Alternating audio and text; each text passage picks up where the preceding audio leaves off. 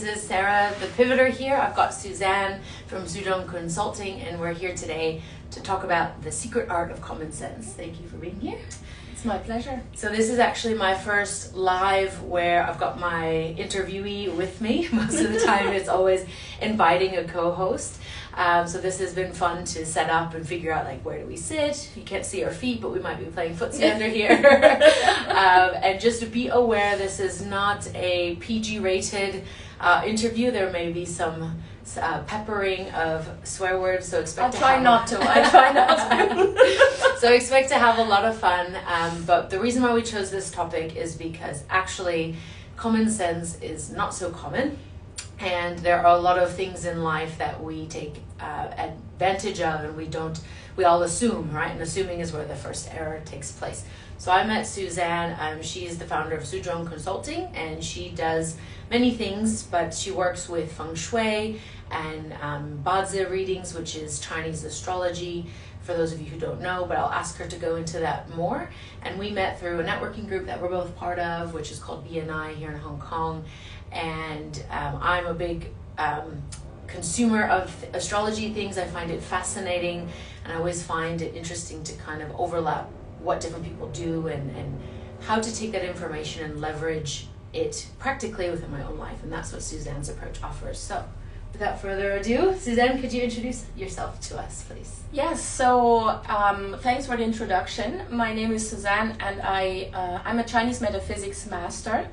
And metaphysics is a bit of an umbrella term that most people are not really familiar with. Yeah, most people know Feng Shui, they know Bazi astrology, but metaphysics is actually the umbrella term for all of these disciplines. Yeah, whether that be Feng Shui, Bazi astrology, date selection, Qimendunjia, but also more commonly known traditional Chinese medicine, acupuncture, even face reading. All of these things are actually hosted under that umbrella term metaphysics. Amazing. And so the white elephant in the room, as I should say, is that you're clearly not Chinese. So there's How could you tell? So there's a common misconception that you must be Chinese in order to be working in this area. So can you tell us a little bit about, well, one, what you say to people when they say that, besides the obvious, and also how you got into this field? Yeah, so usually a metaphysics master, or Chinese metaphysics master, is an old Chinese guy. So clearly, I don't fit into that. Yeah, I don't fit into that stereotype, and I do get that a lot from Chinese people who get really kind of flustered and surprised. It's like, how does a foreigner do this? And it really doesn't have anything to do with whether or not you look Chinese or not. It's just training. And everybody can be trained in doing this. Yeah, nowadays there are English trainings out there. I myself am a coach and a trainer, so I can train people on various disciplines within metaphysics. And you do not need to look Chinese or be Chinese. And even to necessarily speak Chinese, right? Obviously at a certain level to attain the master status, you do need to have that. For that you do have to, I mean, there are certain, you will have to learn certain Chinese characters, otherwise for Feng Shui you won't be able to read a compass.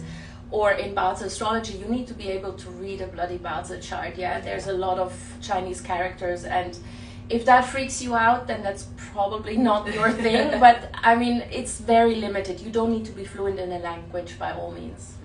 And you spent, was it 16 years in Beijing, is that right? Yeah, 16 years. And so you speak and read Mandarin, and you write traditional characters, is that correct? No, not traditional, Mandarin. Mandarin, yeah. Okay. Yeah. And so you have 4 master's degrees in Chinese metaphysics. Which ones, what are they in? Can you tell us a little bit about them? Classical Feng Shui, and then Bazi, Chinese astrology, date selection, Chinese date selection, and then also Qimendunjia. So those are the 4 disciplines I practice.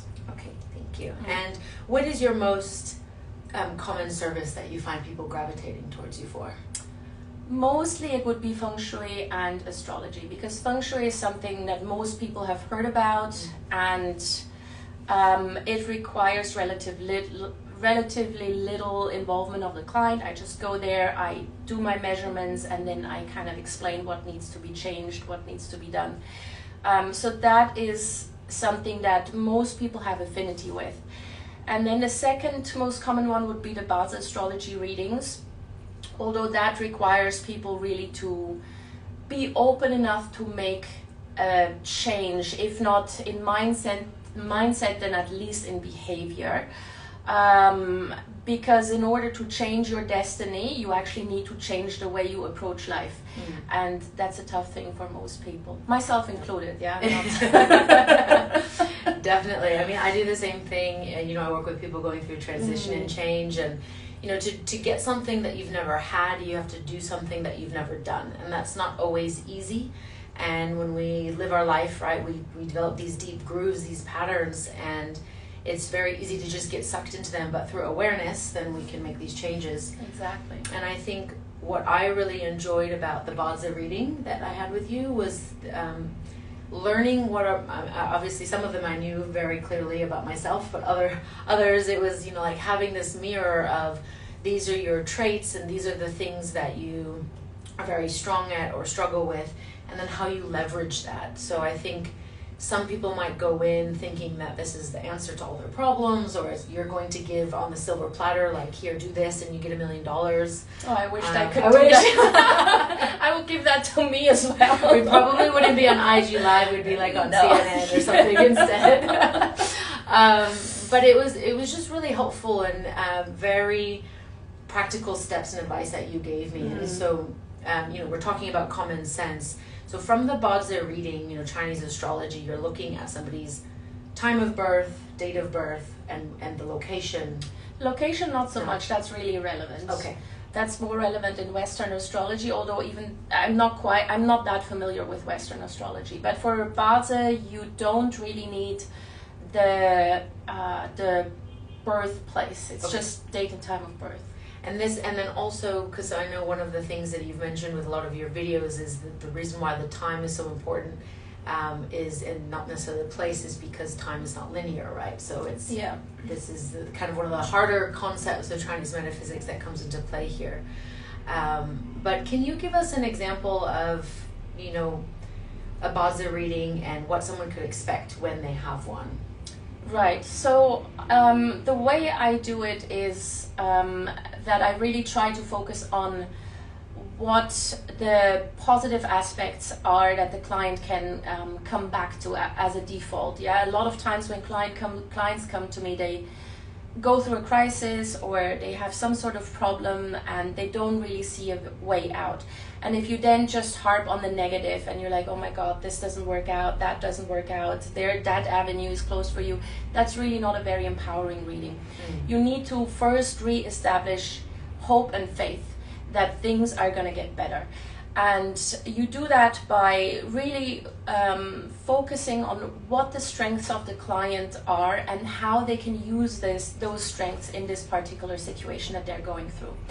And then I also look at what avenues are actually available to the client in this particular situation. And obviously I'll discuss with them, look, you've got, I don't know, 2-3 options here. One option is not so great, you can do it, but it's not going to really get you the result that you hope for. Then there's a medium sort of option, and then there's an option that requires a lot of change from your end, but you're going to get to the outcome that you want. So we talk this through, and then obviously we'll also establish what timings would be best for the client to make that particular change. I really want the client to walk out of a reading and think, okay, I know what I want now, I know what I need to be doing, and I know that I can actually do it, rather than just be scared of the future and feel disempowered. Yeah, and I really like that approach that you had, because even if it's something difficult, you really break it down and give them micro steps and give them the option, like you said. Yeah. Do they want to just make a little bit of a change? Do they want to make a drastic change? And then what are some of the things they just need to be mindful of? So again, it really just boils down to awareness. And, you know, for those of you who know me already, you'll know that I'm a big believer in energy. And, you know, if we can manage our own energy well, and then we can harness the energy around us, right? You know, like with Reiki, for example, or even just within a room, the people that are around us. If we understand these elements, then we can make more conscious decisions that will be more in alignment, right? Yeah. So less friction. Yeah. And then you recently said that you had some customers that had the one was a relationship case and one was a case within business. Was this the Bazi reading, or was this a different type of reading that you had? No, the business case, that was purely Feng Shui. Okay. So that was an existing client of mine who had been in a pretty good position. She works in a big corporation, fairly stable position for the past 6 years, but never actually got a promotion. Somehow she was always overlooked. Not because she didn't have the skills or anything like that. It was just that she felt overlooked the entire time. And she was really looking at getting out of that routine and kind of elevating her career. And so what we did was just very, very simple, kind of like an acupuncture approach to Feng Shui, where you implement a water feature for just 2 weeks, take it away, wait a few days, and then implement it again for another 2 weeks at a specific date and time that matches her Bazi chart. Once we did that, she was actually offered a promotion, 2 promotions within the same company, and she was headhunted as well. So suddenly there was a lot of movement, and that really required very, very little effort. It was just a water feature at the right place at the right time. Wow, amazing. And can you tell us a little bit, why is the water feature so important? What is it about the element of water and how we, work with that? Because I remember in my old company, at one point our faucet had turned off. It was broken, and my boss at the time, he wasn't a big believer in Feng Shui and this and that, and then literally the next couple of weeks, all the problems with clients were coming out, and this contract didn't go through, and something else. And then when we got it fixed, it just, had taken 3 weeks. And then all of a sudden everything started to be smooth again. And he's like, you know what, maybe there's something to it. So what is it about water? The water is used to keep the energies moving. Yeah. So there are particular spots in every space, whether that be residential, commercial, that hold positive or very auspicious energies for particular purposes.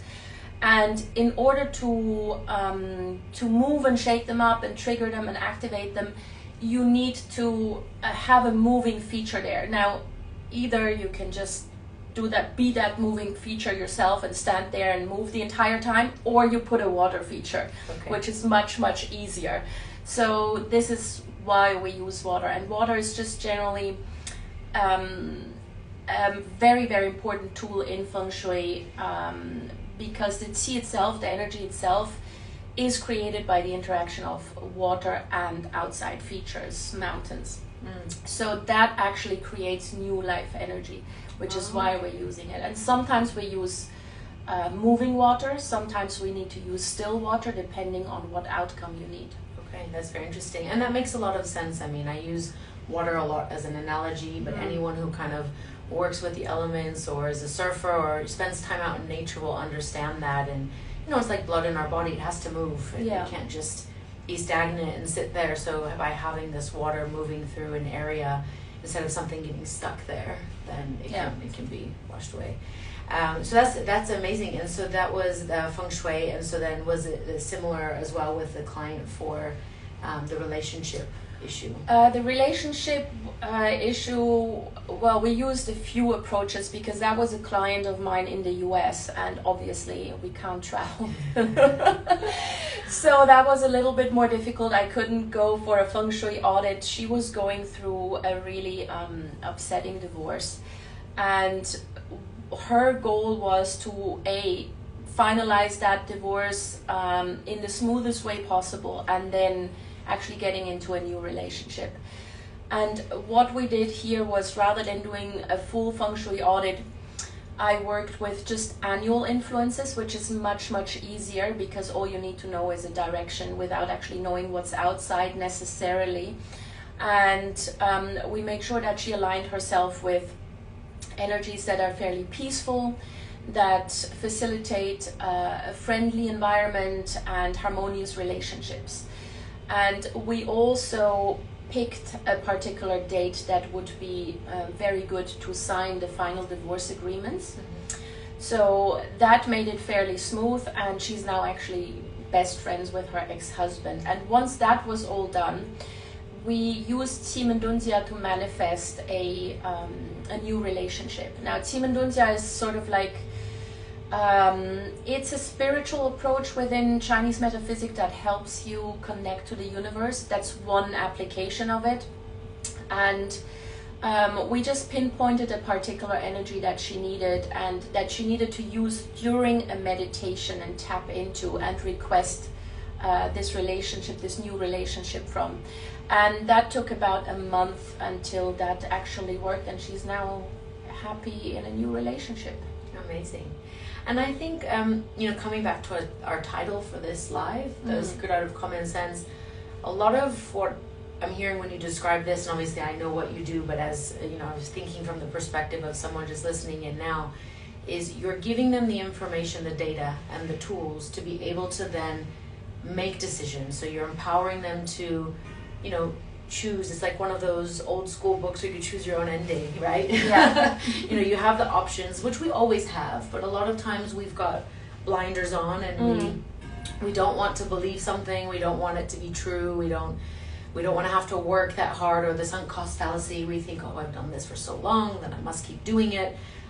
Whereas now they're getting all this information and, like you said, giving some hope about what that next step is. Yeah, that, and I want to give them the tools to do it themselves. Yes. Right? I don't want to hold their hands for the rest of of their lives. I mean, that would make me a lot of money, but it's not really fulfilling. I want to see my clients succeed with the tools that they have at their disposal.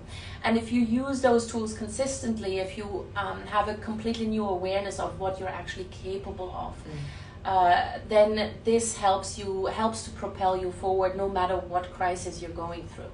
Yeah, I would agree. I mean, I think having awareness on anything is the first step to changing it.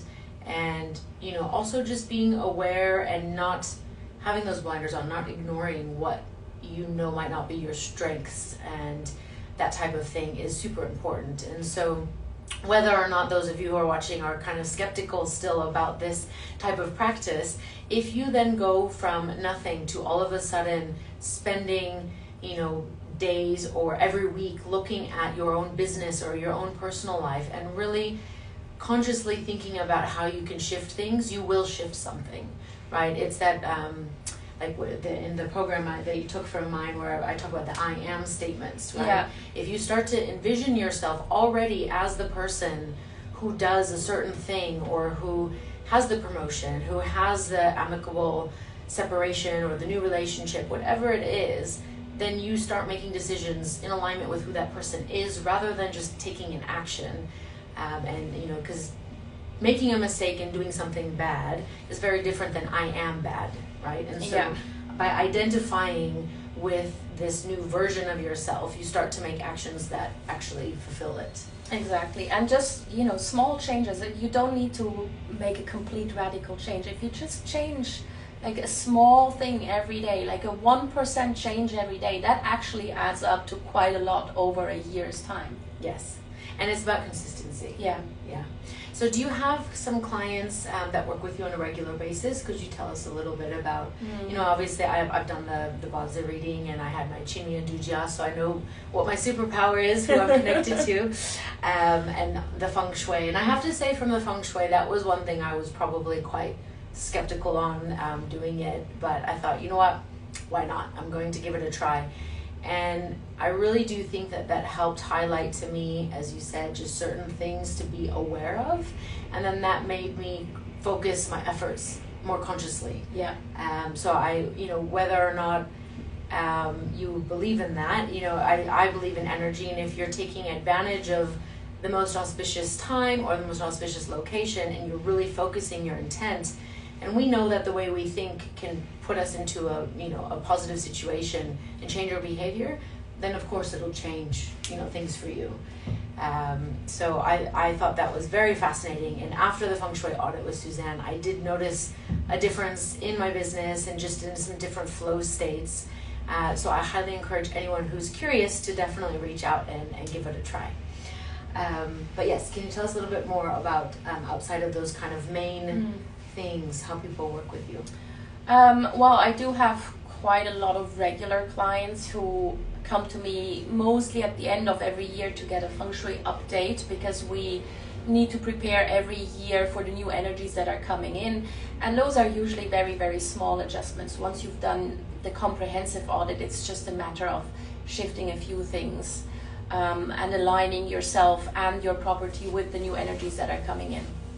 And then obviously also we'll also look at the Basel forecast, so the astrology forecast for a particular person for the next year. Yeah, so that includes just pointing out certain risks or certain challenges that you may be facing, or also opportunities that are coming your way that you need to prepare yourself for. Because a lot of times you're being told, oh, you've got a year full of opportunities, and then at the end of the year you're like, well, nothing really, the opportunities were there but I couldn't really make use of them. And that's usually because you're lacking a particular skill, or you're lacking a person that connects you to the opportunity. So just knowing that the opportunity is there doesn't really help. You need to be able to put yourself in a position where you can take advantage of that. And that's usually what I help with at the beginning of a year, to align people with what's happening, what's coming, what they could be achieving in this particular year, and making sure that whatever energy is coming into their lives in a particular year, they can actually use it and maximize it. Amazing. And you have some people that are on kind of like package deals with you, right? Yeah. So that they can reach out to you when things change, or if they have, you know, you kind of give them monthly, like almost like a coaching session through that month to really... Well, no, that's not on a monthly basis. I do have retainer clients, and those are just clients who basically book me for an entire year. So whenever they have an issue or a question or a problem, or they need a forecast or whatever, I'm there. So yeah, those are clients who really have booked all my services from Feng Shui to date selection to everything. And it makes much more sense to just have me then on a retainer and just, you know, drop me a quick message, hey, can you look into this aspect, or can you check that date for me? So I do have those. And yeah, they're really trying to align everything. I mean, not going to the hairdresser and all of that, important decisions, yeah. Like when to have a surgery, when to sign a contract. Yes, unless it's an emergency surgery, yeah, then please don't wait for me to select a date. Yes, disclaimer. I think one of the most amazing things we were talking before we went on is that you're now doing a remote Feng Shui audit, which I know is very difficult, but thanks to technology you're able to do. You know, because previously Suzanne would actually travel all around the globe and see clients, and she'd be in the Middle East, in Russia, and Europe, and all over doing Feng Shui audits for her clients. So obviously that stopped last year, so she had to pivot. But you know, how are you finding that experience? So yeah, it's difficult. It's not ideal, but it's definitely doable. And obviously, I'm not doing a Feng Shui audit just based on pictures and a floor plan. That's impossible, and whoever offers that, you should not pay them for it, because you need to be there live to actually look at the environment. You need to do a walkthrough with the client. And if you just get a picture and a Google Earth map, that's really not enough. So the way it works is that, first of all, I need to usually teach clients how to use a compass, because compass measurements are absolutely critical, and if I can't take them, I need someone there to do that on my behalf.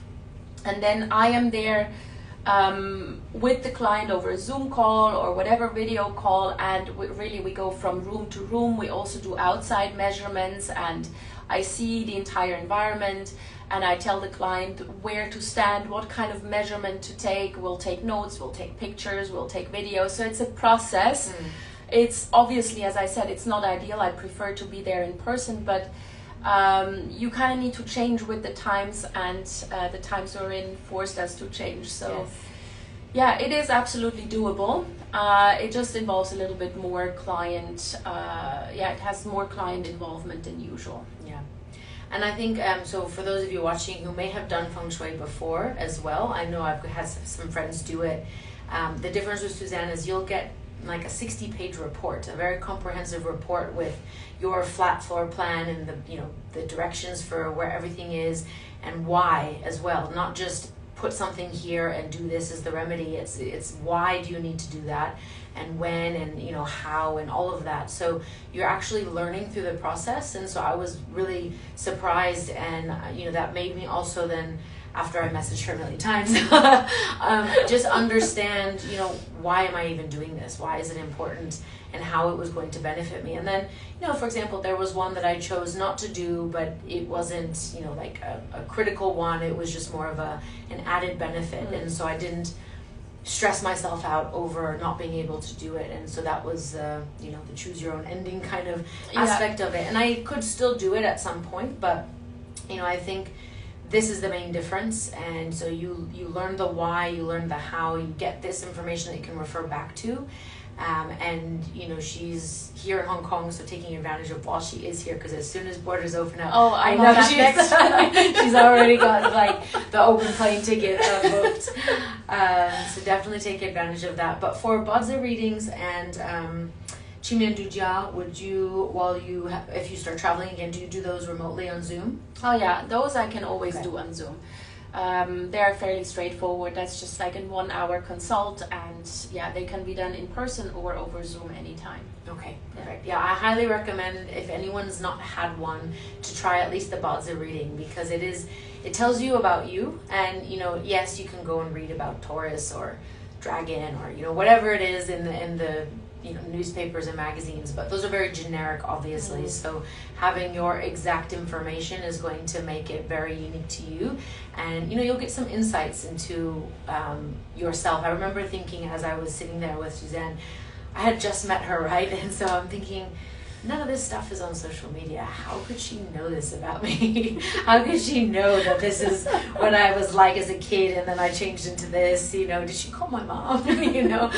So it's very, very interesting. But you can then use this information to talk to your spouse, talk to your boss at work, and let them know, hey, this is how I operate, or I'm really going to be very good in this area, but if you ask me to do these things, we're going to have a bit of friction. And so it enables you to have better conversations. And now that might sound scary, but let me tell you, it makes a difference. I had a boss who would ask me to make these presentations, and I'd spend hours on the thing, right? I wanted to make it look nice, have all the information. And then he just called me into his office and asked me, like, Sarah, what's the update? And I'd be thinking to myself, I just spent 2 hours to make this PowerPoint for you. Like, what are you doing with this? I'd get really angry and think things in my head. But then what I realized is he was sending this on to headquarters. So actually, he just wanted a verbal update so that he could explain what was in the PowerPoint. So I actually then started to cut it down, spent 30 minutes on it only. It was just bullet points, key information, and then everybody was happy. But if we would have been able to communicate that in the beginning, then it would have saved both parties a little bit of stress and frustration. So knowing these things about yourself is super important, not only as a human being, but as a leader at work, in order to be able to not self-sabotage your relationships, your friendships, and opportunities.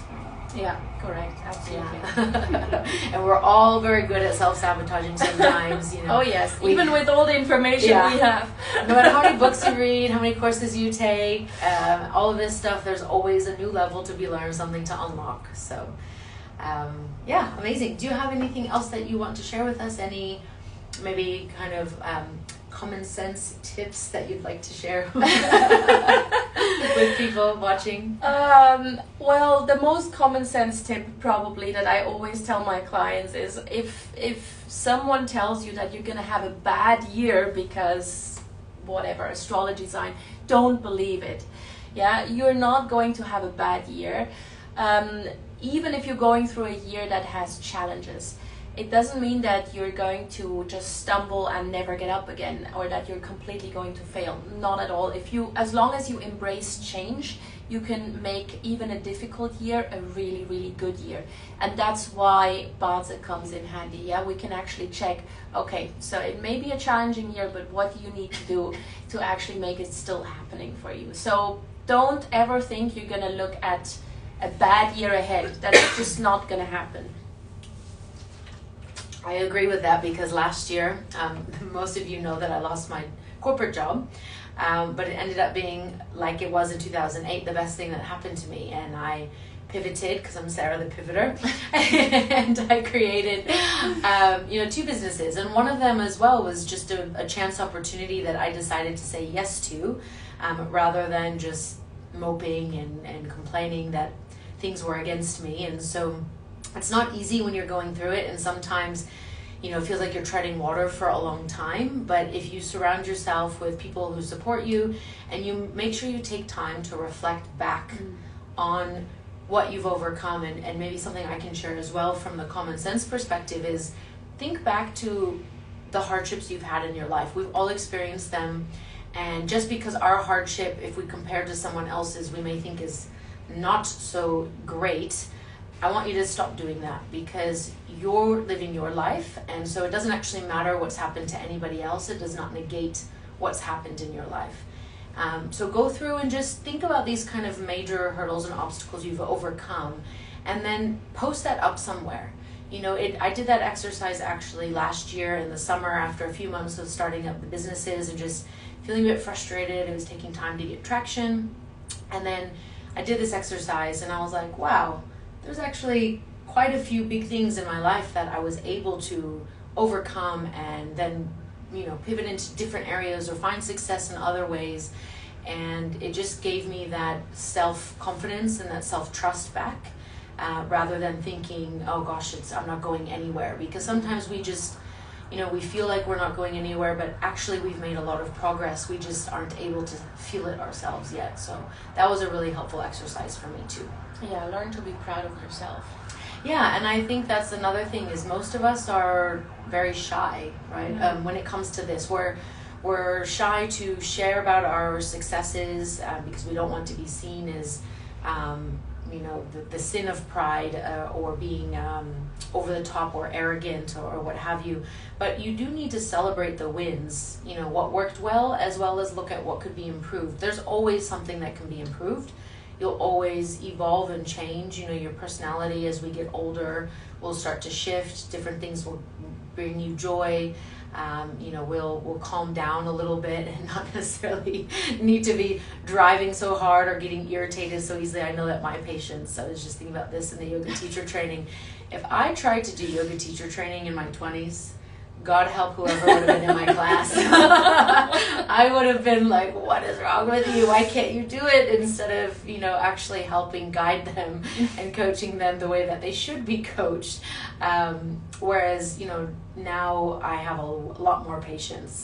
Still something to work on, but it's definitely improved in the last 10 years. I hear you on that one. Yeah, I think that's a lifelong lesson. I'm pretty sure that was in my chart somewhere. All right, well, Suzanne, thank you so much for being here today. Thank you for having me. Yeah, and so for those of you watching, I will put everything in the show notes as well, but where can we find out more about you? How can people connect with you? Well, my website is suzhongconsulting.com. It's difficult to spell, so please put it in the show notes. But from there you can link to my LinkedIn, Facebook, and I've also got a YouTube channel where I post several times a week with special meditations, special tips and tricks on how to use a Bazi chart, even as a beginner, and also how to use Qimendunjia on a very, very beginner's level, but very, very effectively. Yeah, I highly recommend you guys follow her YouTube channel. They're bite-sized clips, anywhere from 5 to 15 minutes.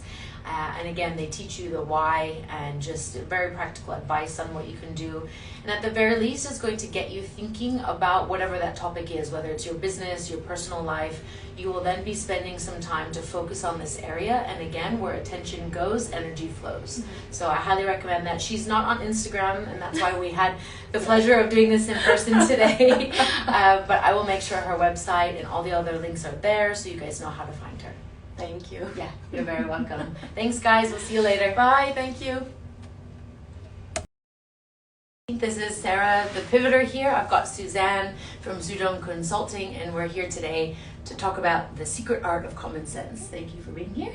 It's my pleasure. So this is actually my first live where I've got my interviewee with me. Most of the time it's always inviting a co-host. So this has been fun to set up and figure out like where do we sit. You can't see our feet, but we might be playing footsie under here. And just to be aware, this is not a PG rated interview. There may be some peppering of swear words, so expect I try not to. So expect to have a lot of fun, but the reason why we chose this topic is because actually common sense is not so common, and there are a lot of things in life that we take advantage of, and we all assume, right? And assuming is where the first error takes place. So I met Suzanne. She is the founder of Suzhong Consulting, and she does many things, but she works with Feng Shui and Bazi readings, which is Chinese astrology, for those of you who don't know, but I'll ask her to go into that more. And we met through a networking group that we're both part of, which is called BNI here in Hong Kong. And I'm a big consumer of astrology things. I find it fascinating, and I always find it interesting to kind of overlap what different people do and how to take that information and leverage it practically within my own life. And that's what Suzanne's approach offers. So without further ado, Suzanne, could you introduce yourself to us, please? Yes, so thanks for the introduction. My name is Suzanne, and I'm a Chinese metaphysics master. And metaphysics is a bit of an umbrella term that most people are not really familiar with. Yeah, most people know Feng Shui, they know Bazi astrology, but metaphysics is actually the umbrella term for all of these disciplines. Yeah, whether that be Feng Shui, Bazi astrology, date selection, Qimendunjia, but also more commonly known traditional Chinese medicine, acupuncture, even face reading. All of these things are actually hosted under that umbrella term metaphysics. Amazing. And so the white elephant in the room, as I should say, is that you're clearly not Chinese. So there's how could you tell? So there's a common misconception that you must be Chinese in order to be working in this area. So can you tell us a little bit about, well, one, what you say to people when they say that, besides the obvious, and also how you got into this field? Yeah, so usually a metaphysics master or Chinese metaphysics master is an old Chinese guy. So clearly, I don't fit into that. Yeah, I don't fit into that stereotype, and I do get that a lot from Chinese people who get really kind of flustered and surprised. It's like, how does a foreigner do this?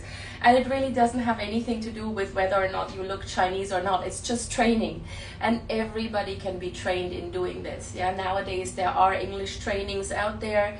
I myself am a coach and a trainer, so I can train people on various disciplines within metaphysics. And you do not need to look Chinese or be Chinese. And even to necessarily speak Chinese, right? Obviously at a certain level to attain the master status, you do need to have that. For that you do have to, I mean, there are certain, you will have to learn certain Chinese characters, otherwise for Feng Shui you won't be able to read a compass. Or in Bazi astrology you need to be able to read a bloody Bazi chart. Yeah, there's a lot of Chinese characters, and if that freaks you out, then that's probably not your thing. But I mean, it's very limited. You don't need to be fluent in a language by all means. And you spent, was it 16 years in Beijing, is that right? Yeah, 16 years. And so you speak and read Mandarin, and you write traditional characters, is that correct? No, not traditional, Mandarin. Mandarin, yeah. Okay. Yeah. And so you have 4 master's degrees in Chinese metaphysics. Which ones, what are they in? Can you tell us a little bit about them? Classical Feng Shui, and then Bazi, Chinese astrology, date selection, Chinese date selection, and then also Qimendunjia. So those are the 4 disciplines I practice. Okay, thank you. And what is your most common service that you find people gravitating towards you for? Mostly it would be Feng Shui and astrology, because Feng Shui is something that most people have heard about, and it requires relatively little involvement of the client. I just go there, I do my measurements, and then I kind of explain what needs to be changed, what needs to be done. So that is something that most people have affinity with. And then the second most common one would be the Bazi astrology readings, although that requires people really to be open enough to make a change, if not in mindset, mindset than at least in behavior. Because in order to change your destiny, you actually need to change the